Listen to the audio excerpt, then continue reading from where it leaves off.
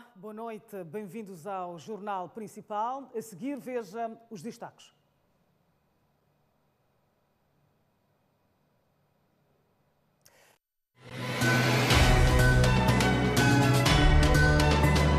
Frelimo diz que homens que aparecem a assassinar mulheres num vídeo não são das forças governamentais e Renamo exige investigação imediata do crime.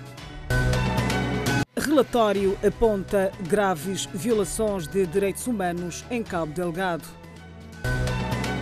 Jornalista escapa à morte após ser gravemente agredido por desconhecidos em Inhambane.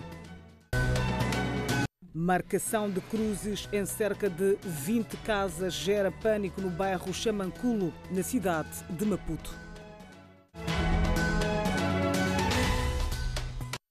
Vamos atualizar as notícias. O partido no poder, a Frelimo, defende que os homens que aparecem envergando o fardamento militar das Forças de Defesa e Segurança em um vídeo posto a circular nas redes sociais, no qual executam com vários tiros uma mulher grávida, não pertencem às forças governamentais. Já a Renamo exige uma investigação do episódio.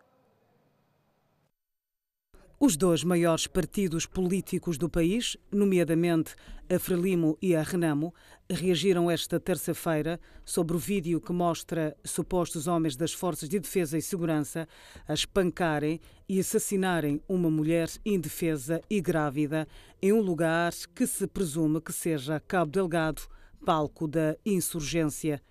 O porta-voz da Frelimo, Caifadine Manasse, diz que os homens que aparecem nas imagens não são das Forças de Defesa e Segurança, alegando que os militares estão para proteger a população. São imagens bárbaras, imagens que nós, como Partido Frelimo, repudiamos aquele tipo de atitude. Aliás, nós estamos sempre a acarinhar aquilo que é o trabalho das Forças de Defesa e Segurança, no sentido de manterem a paz e tranquilidade na província de Cabo Delgado e na região centro do país. A província de Cabo Delgado está sendo atacada por terroristas e estes ataques são ataques à soberania do nosso Estado. Os terroristas usam várias formas de enfraquecer o Estado moçambicano e manipular aquilo que é o pensamento da população, usando fardamento das FDS e fazendo barbaridade para incutir através de vídeos as FDS. As nossas Forças de Defesa e Segurança são para proteger o povo moçambicano e estão em Cabo Delgado para fazer isso, não está lá para fazer barbaridade. E tudo o que nós sabemos neste momento e que nós temos como posicionamento é continuar a acarinhar este trabalho para que as Forças de Defesa e Segurança continuem a proteger os moçambicanos, continuem a perseguir todos aqueles que estão a criar barbaridade, que estão a matar pessoas. Aquele tipo de imagens são repugnantes. Daquilo que foi o comunicado do Ministério da Defesa, claramente não é um assunto que pode estar ligado a tropas que sejam uma orientação do Ministério de Defesa. Entretanto, a Renamo defende a necessidade urgente de uma investigação para apurar os factos. Lamentar o que está a acontecer, mas aquela é a prova mais evidente de que Deus escreve direto em letras tortas. O representante do Ministério da Defesa apareceu a desmentir uma grande verdade. O que eu poderia apelar era que as organizações da sociedade civil se envolvessem na investigação, porque não há nenhuma investigação que já ocorreu dentro das Forças de Defesa e Segurança, entre elas, que trouxe resultados. Temos o problema da morte do professor Sistag, que as entidades estão a fazer até hoje, ainda não trouxe nada. Temos a questão da tortura do professor Makwani, do Assino Salema, temos a morte das próprias Forças de Defesa e Segurança em confrontos com as tropas sul-africanas na fronteira, o próprio Estado não consegue explicar. Então, se calhar, porque as nossas forças podem ter culpa, então eles têm medo de trazer isso. Então, a vida não pode ser feita desta maneira. Lamento bastante. Refira-se que o relatório da Amnistia Internacional denunciou recentemente a existência de execuções sumárias em Cabo Delgado, atirando responsabilidades às Forças de Defesa e Segurança.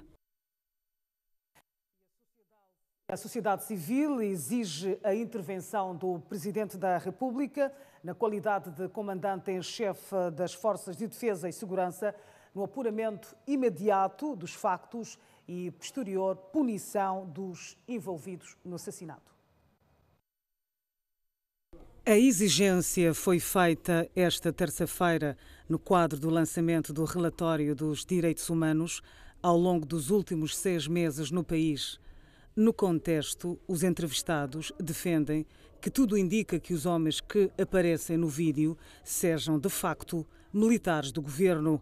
As imagens do vídeo, muitas pessoas tentam dizer que é preciso investigação. Sim, é preciso investigação, mas está claramente demonstrada que trata-se de imagens que aconteceram em Moçambique em primeiro lugar. As pessoas falam português, um português moçambicano, descarta-se qualquer possibilidade de ser dublagem de imagens. Portanto, são imagens que aconteceram em Moçambique, em Cabo Delgado e muito provavelmente pelas forças de defesa e segurança, pelas forças armadas de Moçambique.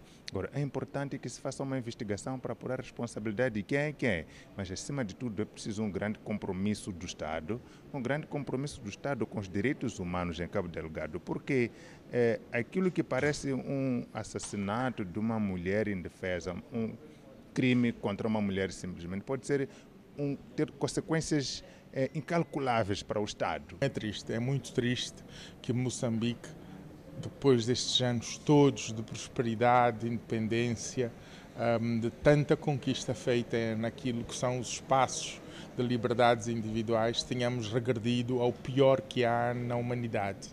A filmagem aparenta ser amadora, feita na desportiva. Pergunto-me o que mais se passa por lá que não está a ser filmado. Quero lembrar aqui que estamos há mais de 2 ou 3 anos onde é proibido pelo próprio Estado que a imprensa se faça aquele lugar, onde foram feitas detenções a jornalistas em cadeias militares. Estes dizem que o Estado e a soberania do país estão a ser atacados.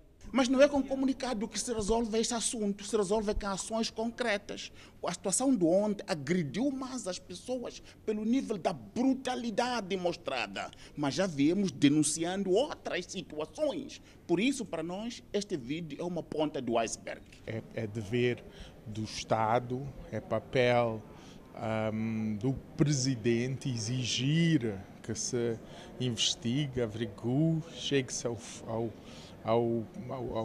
ao cerne do que realmente se passou, quem eram as pessoas, que se deixa de especulações propagandistas que nos tentam simplesmente fugir à realidade e levem um assunto a sério, porque a acusação pesa sobre as forças de defesa e segurança e não pesa sobre os outros, então convém que seja o mais alto dignatário da nação a justificar, a abrir um inquérito público, transparente, para que nós, como cidadãos, voltemos a ter confiança de que realmente estamos num Estado em que o Estado nos protege acima de tudo.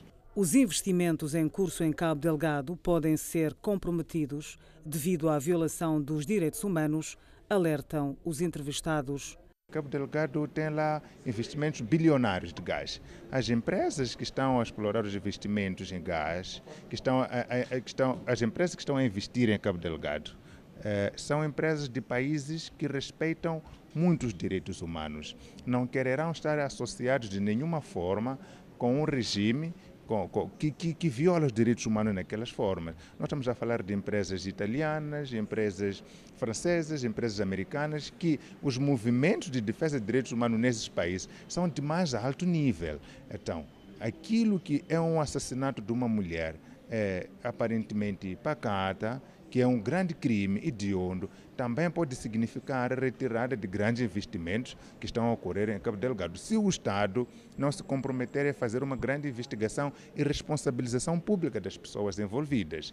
Em resposta ao vídeo que mostra uma mulher a ser assassinada por supostos homens das Forças de Defesa e Segurança, o governo emitiu um comunicado a distanciar-se dos atos.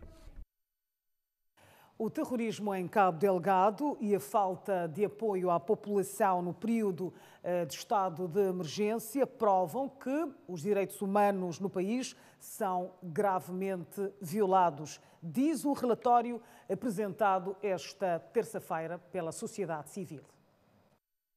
O Centro para a Democracia e Desenvolvimento apresentou hoje o relatório dos direitos humanos e seus defensores referente ao primeiro semestre de 2020. O relatório mostra que nada mudou. Aliás, as violações dos direitos humanos tendem a piorar no país. O terrorismo em Cabo Delgado, a falta de apoio às populações no período de estado de emergência e a atuação brutal da polícia em tempos da Covid são alguns exemplos de violação dos direitos fundamentais dos cidadãos. Há violação de direitos humanos por parte das autoridades policiais. Durante esses 5 meses de estado de emergência, a polícia matou 3 pessoas indiscriminadamente. E as autoridades policiais não estão a dar informação sobre as circunstâncias, não há investigação profunda sobre em que circunstância que essas pessoas ficaram assassinadas. E não há também preocupação do Estado em não só responsabilizar, mas também ressarcir as famílias das pessoas que foram vitimadas.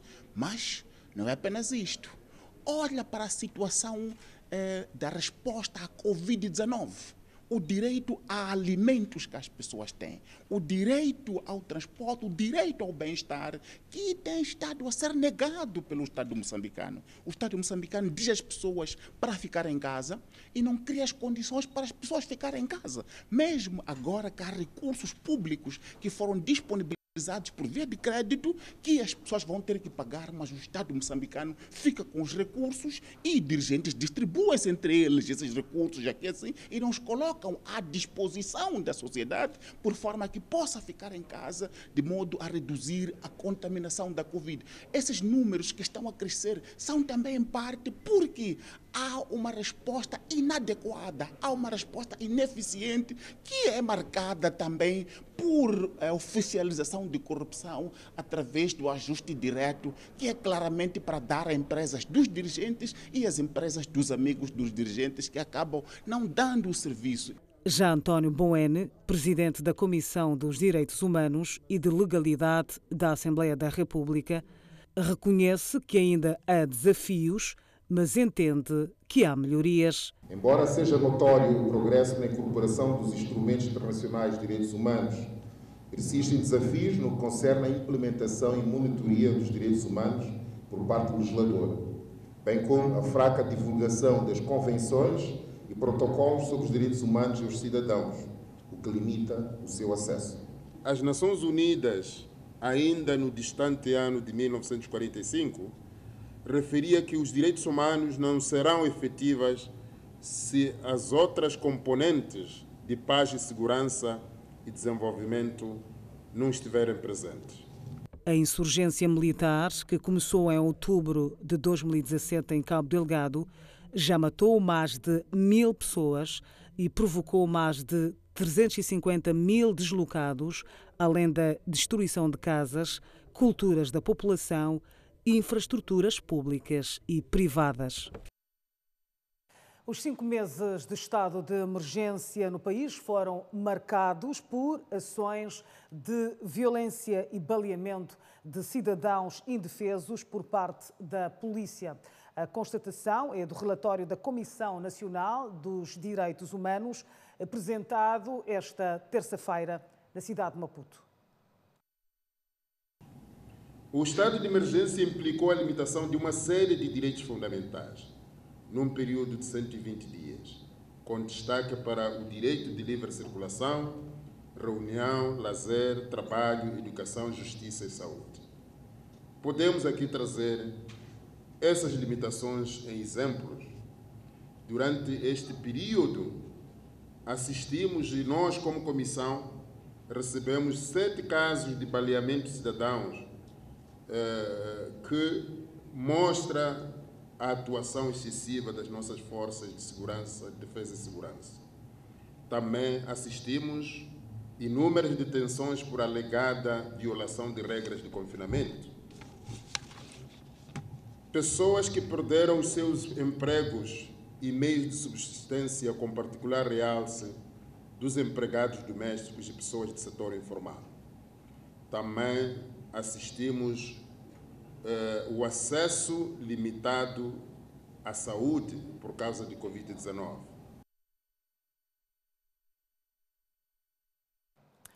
Vamos a outras notícias. Cerca de 20 casas foram marcadas com cruzes durante a noite desta segunda-feira no bairro de Xamanculo-D, arredores da cidade de Maputo. A situação, que é associada à superstição, gerou pânico entre os residentes.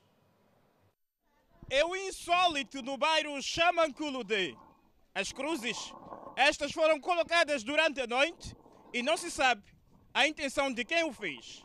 A população está indignada e desesperada. Viram uma situação um pouco constrangedora ou assustadora, de farinhas, mas feito em formato de cruzes, farinhas, sal e velas. Então minha casa também, quando acordo, disseram não sai da porta do quintal, sai pela porta da frente, e fui me deparar que realmente no meu quintal ou na porta do meu quintal também andaram a pôr farinhas e sal, não sei o quê. Que seja uma coisa de maldade e que seja uma maldade talvez para um dos nossos vizinhos. Eu não gostaria que acontecesse na minha casa e do mesmo jeito que fosse acontecer em casa do outro vizinho. Gente que usukwini porque era maseji iwona leswi xihambana ne tiva ku chava mpfhuka ni hlamala. Eu acho muito chato porque nós já estamos com medo aqui na zona, nós não sabemos o que está a se passar. Ficamos com medo, sim. Ficamos com medo. Aqui na zona, ficamos com medo, sim. Se a cruz tem sido usada em cemitérios para representar a morte e nas igrejas, sinal de sacrifício, para os moradores do bairro Xamanculo-D, representam terror e pânico. Acredito que sim, seja superstição, porque se fosse uma coisa da igreja, normalmente até os testemunhas de Jeová aparecem a pedirem com livros para a gente aproximar das igrejas.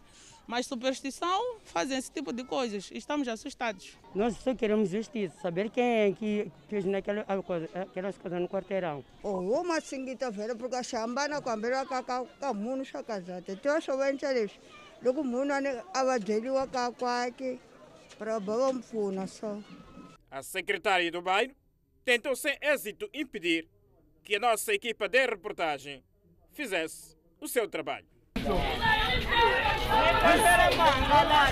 Atormentados, os moradores lançam um grito de socorro a quem de direito para evitar que o ritual faça vítimas. Apanhamos farinha nas nossas casas. Não sabemos quem pôs aquela coisa. Que tal a gente hoje dormir, acordar amanhã, enquanto morreu alguém, ninguém vai nos pagar. Queremos justiça. Só te veio assustado, eu fui para o chefe do quarteirão. Começamos a acordar todos, vizinhamos, para saber o que está passando. E fomos para o chefe do quarteirão, fomos ao secretário. Não conhecemos quem é. Estamos aqui preocupados a pedir ajuda de quem é de direito ou das estruturas do bairro, ou do secretária do bairro ou chefe de quarteirão para nos ajudarem. Na tentativa de esclarecer o fenômeno, o presidente da Associação dos Médicos Tradicionais de Moçambique, Fernando Mate, não descarta a possibilidade de tratar-se de um ritual maléfico. A cruz, pela sua realidade, significa muita coisa. É um sacrifício. Esse sacrifício, por exemplo, o nosso Jesus Cristo foi sacrificado numa cruz. É nessa cruz que a gente usamos um símbolo de apostar ou realizarmos alguns actos. Então, a cruz que ao mesmo tempo significa terror. A cruz que significa um juramento. Mas pela situação, tenho a certeza que não se trata de boa coisa. Porque nunca ninguém pode sair de madrugada para ir fazer boa coisa na porta de alguém sem que tenha avisado. Esta cruz, como podemos ilustrar aqui da imagem, revela a preocupação de muitos que foram visitados por amigos ainda sem rosto. As imagens são de Constâncio Citói, Coutinho Macanãs, TV Sucesso. Uma situação complicada. Um jornalista escapa à morte após ser gravemente agredido por desconhecidos na província de Inhambane. Há cerca de 4 anos que Luciano da Conceição é correspondente da Deutsche Welle, a voz da Alemanha, na província de Inhambane. Durante o percurso da Conceição, diz viver ameaças e intimidações devido ao jornalismo investigativo que tem desenvolvido. E no último domingo foi o ponto mais alto do cenário. Por volta das 19 horas, à porta da sua casa, foi abordado por 2 homens munidos de armas brancas. E de repente senti alguém a me apertar. Não cheguei de abrir a porta de casa. A me apertar, tentei de gritar e me meteram uma coisa na boca. E dali só sei que me carregaram e me bateram. Me bateram e disseram que eu ia ver. Esse que era o fundamento. Eu tentei de questionar o que eu fiz de verdade. Se são coisas, ou se precisam de dinheiro, digam. Ou se precisam de alguma coisa, digam. Ou me fale. Ou se é um assunto ligado no trabalho, me fale para eu dizer o que teria se falhado. Eles não falaram mais nada. Só me bateram e diziam só sempre que eu ia ver. E dali já não me lembro mais de muita coisa, só sei que acordei no dia seguinte, que é na segunda-feira, por volta das 7 horas, já na zona da praia, amarrado, né? Amarrado os pés, os braços e com uma coisa na boca. Já sem da carteira que eu trazia com toda a documentação lá e cartões do banco, cartão do serviço, tudo. E uma outra bolsa que eu tinha, que trazia e do tablet e gravadores, outro tipo de gravador que sempre anda comigo naquela bolsa, e um telefone do empresa da minha banca. Na praia do Enela, no Machis, Luciano da Conceição foi socorrido por um pescador artesanal. Da Conceição não descarta a hipótese de serem indivíduos mandados para o silenciar devido às últimas publicações. E nos últimos meses, as publicações que fiz, na verdade, incomodaram uma parte. E também estava a colaborar de julho a agosto, estava a fazer denúncia das escolas e dos hospitais. Os malfeitores levaram igualmente chaves da sua casa.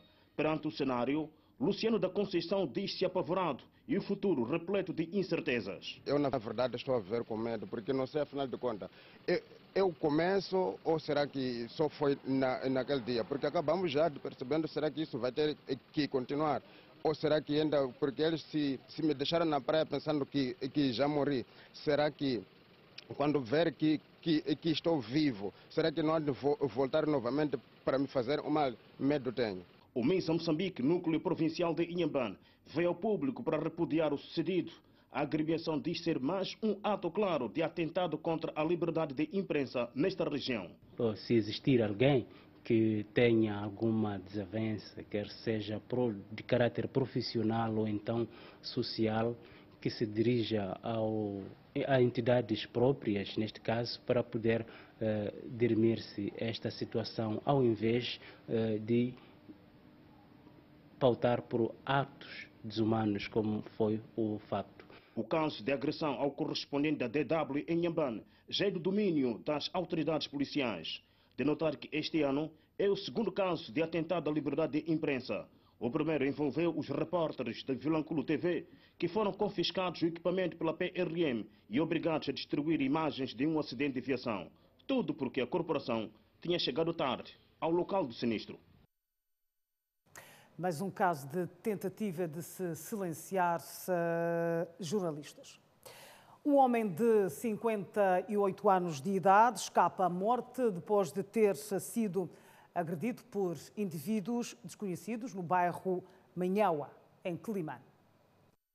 Segundo a vítima, tudo aconteceu por volta das 18 horas, quando este circulava no seu bairro.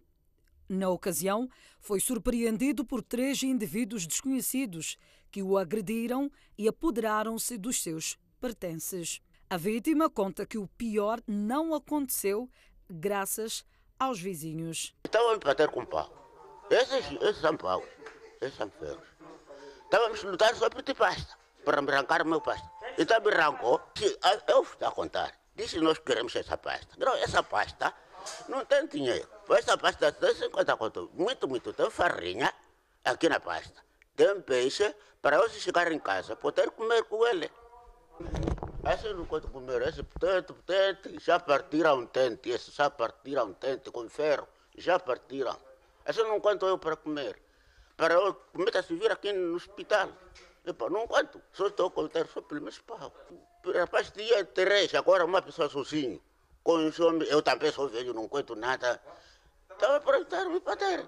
Entretanto, o Hospital Central de Climane assegura que a vítima encontra-se fora de perigo. Chegou aqui num estado muito crítico, com diagnóstico traumatismo crânioencefálico, e depois de esforços feitos por nossos especialistas, o paciente agora encontra-se estável e está fora do perigo.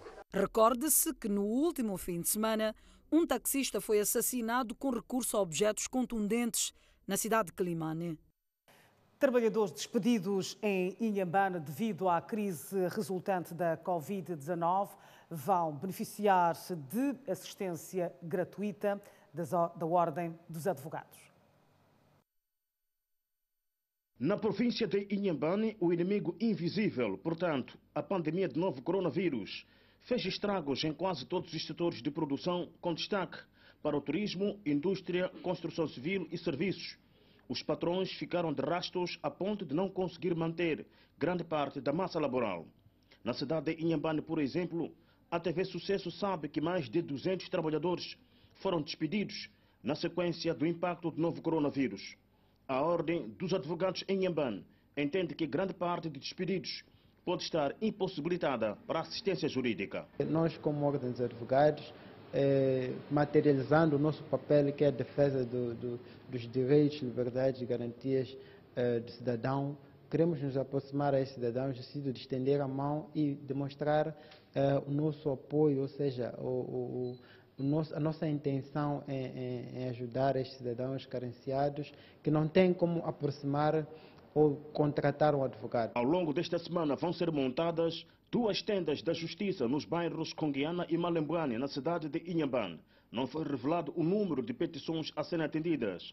Contudo, David Foloco Júnior, presidente da Ordem dos Advogados em Inhambane, garante que a agremiação tem capacidade para assistir grande parte de conflitos laborais derivados do impacto da Covid-19. Deixa já dizer que nós, como Ordem dos Advogados, não só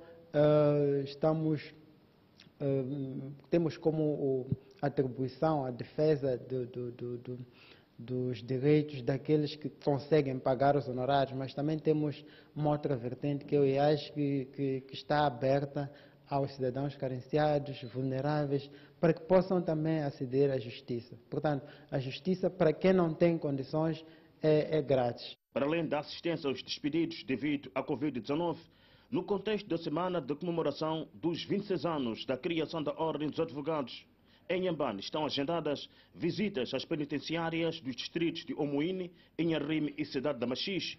E o ponto mais alto será na sexta-feira. A Ordem vai juntar intervenientes do sistema judiciário para debater o recrudescimento de casos de homicídios motivados pela superstição na província de Inhambane.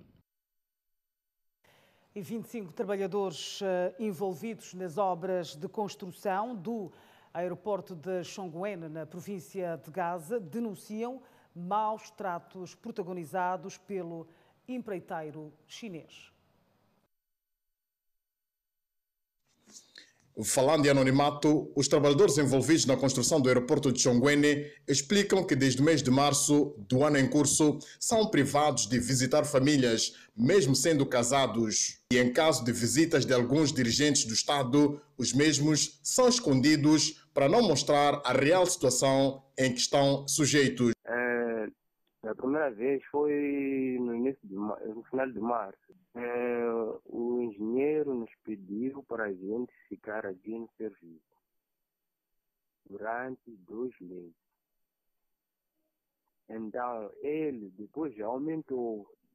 E esse mês aqui, de novo, já estamos a receber um documento que ele está a dizer que é um acordo que ele elaborou sozinho e agora está alegando que nós temos que assinar esse acordo para ficar mais 3 meses aqui no serviço.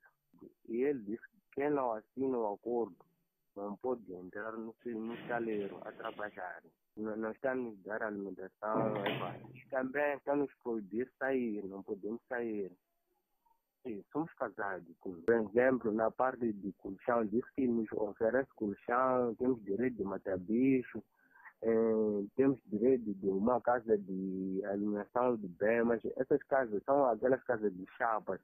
Hoje agora estamos a entrar no tempo de verão e aquelas casas ali aquecem muito. Não é para nós ficar mais 3 meses, permanecer aqui da empresa, não ir para casa. Nós ficamos aqui desde 28 de março. Temos 5 meses sem ir para casa, está a ver? Sim. E ele está a voltar mesmo nos forçar a assinar mais outro documento de ficar aqui mais 5 anos. E depois não estamos em boas condições de ficarmos aqui, está a ver? Está a ver? Estamos a dormir nas contas placadas, está a ver? São aquelas coisas de barrote, sei lá. Vamos assinar esse documento aí, vem de que você pode ter a família estar doente, você não vai para casa, não tem direito de ir para casa. Hoje, te dá 4 dias para você comer. Nós não temos como de resolver isso. Estamos a sofrer desses chefes, esses chineses aqui. Recentemente, mais de 300 trabalhadores envolvidos na edificação do aeroporto de Chongwene revoltaram-se contra a injustiça laboral, caso que está sendo dirimido pelo IPAS na província de Gaza. Emílio da Conceição, província de Gaza. A Frelimo fez a entrega simbólica de bens alimentares, vestuários, incluindo dinheiro, com vista a minimizar o sofrimento das vítimas de ataques terroristas em Cabo Delgado. Momentos após a entrega simbólica de produtos diversos para atender às necessidades das vítimas de ataques em Cabo Delgado, o primeiro secretário da Frelimo na cidade de Maputo, Razak Manhique, disse que o ato revela o compromisso do partido no reforço da unidade nacional. Ao trazerem mais uma vez este sentido de unidade nacional, o fazem como forma de demonstrar aos nossos compatriotas que estamos todos juntos. A situação que se vive na província de Cabo Delgado faz com que os militantes do nosso partido, ao nível da cidade de Maputo, se unam cada vez mais por forma a minimizar o sofrimento que lá temos. Manhique recorda que o gesto representa também a predominância da cultura de solidariedade no seio dos membros do partido. E sabemos que fizeram um esforço enorme para que pudessem angariar estes apoios todos, que devem ser canalizados aos nossos irmãos que se encontram em sofrimento. Os camaradas que estão nesta sala também canalizaram o apoio que tinham à província de Cabo Delgado e à Zona Centro. Na mesma ocasião, Manhique apelou aos militantes do partido para que sejam igualmente solidários com as vítimas dos ataques no norte e centro do país. Portanto, não paremos, porque os nossos irmãos continuam precisando do nosso carinho, continuam precisando do nosso apoio e continuam precisando da nossa solidariedade.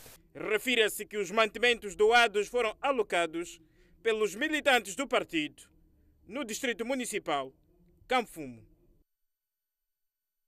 A MultiChoice Moçambique reiterou esta terça-feira o compromisso de continuar a revolucionar a indústria televisiva no país, em particular, e em África, no geral. O compromisso foi renovado pelo diretor-geral da MultiChoice em Moçambique, Agnello Lais, no âmbito das celebrações dos 25 anos da presença da instituição no país. Já diz um velho ditado que o sonho comanda a vida, e nós temos sonhos. Portanto, nós queremos desde logo consolidar a nossa posição de liderança enquanto principal prestador de serviços de televisão por subscrição em Moçambique. Portanto, nós temos para Moçambique vários objetivos ambiciosos, e eu gostava de muito rapidamente versar sobre dois. Uma das soluções que em breve será lançada no nosso país, portanto, é uma solução chamada Showmax, que é proprietária é detida exclusivamente, portanto, pelo nosso grupo. É uma solução que oferece serviços de filmes por encomenda. Os clientes que subscreverem a aplicação poderão assistir esses vídeos on demand sem necessidade de disporem de um descodificador tradicional como nós o conhecemos, bastando para isso que disponham de acesso à internet. Iremos lançar um novo descodificador que funcionará como um integrador. Portanto, os clientes que adquiriram o descodificador não precisam de adquirir uma antena, portanto, será um descodificador desmaterializado da antena e através desse descodificador poderão visualizar outros conteúdos que não sejam conteúdos próprios da MultiChoice. Na ocasião, Laice falou das realizações da MultiChoice desde que entrou para o mercado moçambicano, afirmando que foram 25 anos de dever cumprido. São 25 anos em que a MultiChoice aprofundou a sua relação de parceria com a comunidade moçambicana, que nós orgulhosamente servimos e que somos, evidentemente, parte. São 25 anos em que a MultiChoice cresceu com Moçambique e ajudou Moçambique a crescer. Foram 25 anos em que a MultiChoice se consolidou como uma empresa e uma marca de direito privado moçambicano, que passa a fazer parte da vida dos moçambicanos e em que desenvolvemos, sobretudo, uma relação simbiótica plasmada, por exemplo, no facto de termos participado ativamente através quer de atividades de responsabilidade social, quer promovendo o crescimento econômico. Refira-se que a MultiChoice foi a primeira operadora a oferecer uma plataforma de televisão por satélite e que opera, pelo menos, em 40 países da África.